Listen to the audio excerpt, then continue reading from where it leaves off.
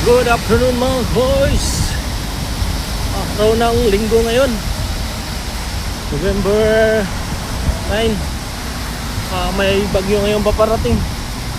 Ito yung sitwasyon ngayon sa Ross Boulevard. Normal pa rin. Madaming sasakyan. Wala ganong traffic.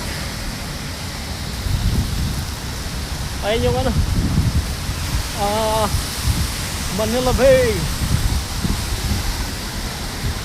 Di ba gano'ng malaki yung alon natin.